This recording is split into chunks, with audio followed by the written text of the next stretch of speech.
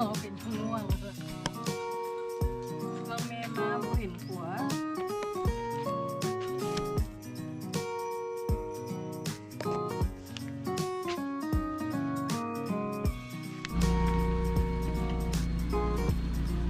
ที่ถากตรงนั้นเลย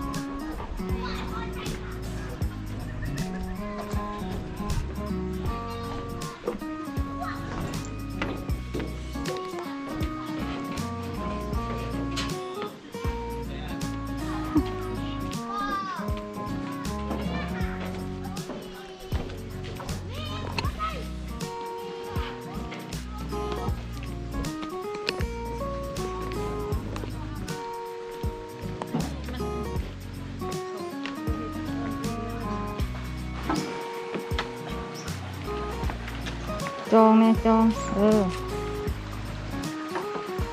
เคเอาไปนั่งขึ้นไปนั่ง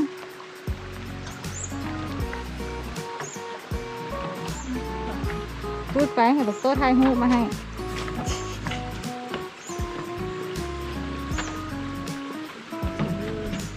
นั่งนี่แหละนั่งถ่ายรูปคนนี้ไปยืนอยู่คนไทยไปก็ได้ฮาร์โมนิก1 2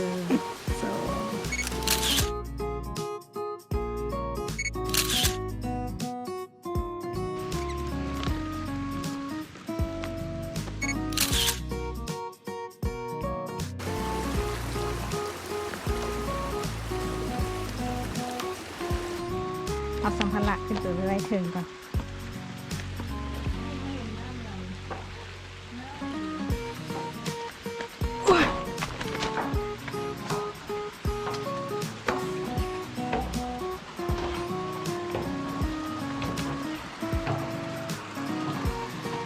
อุ้ยเดโตมันมีบอลถ่ายรูปนะอันนี้อีกเดโตเขาย่างไปบ่ฮอดพื้นที่แบบอ๋ออันนี้คันไหน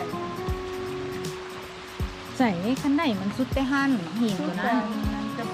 แดงเห็นเลยกับเมื่อยก็เพิ่นลงมาถึงงามบ่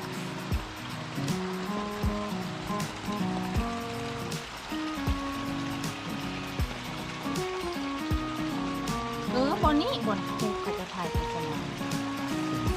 เขาก็นั่งน้อยอย่างนี้เลยแบบถ่าย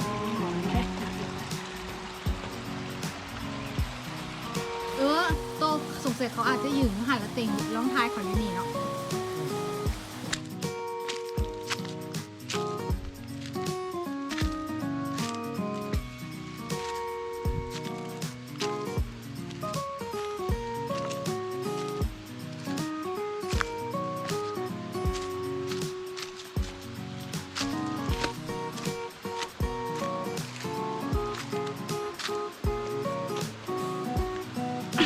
ยูนี่ก็มีโต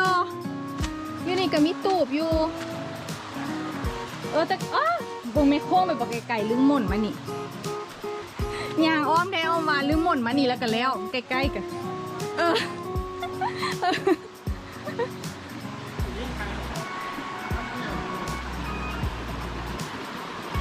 ว้าววันนี้งามโตเดี๋ยว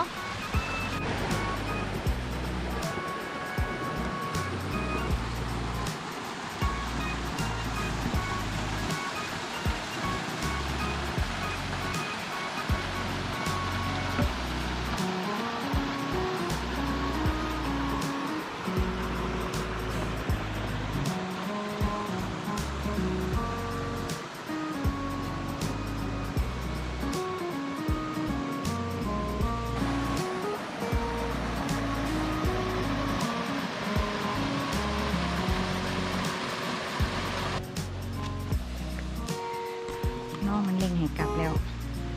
มันมาถ่ายรูปดนแล้วอ้ายอึบเขาสแลบลงมานี่แป๊บนึงได้บ่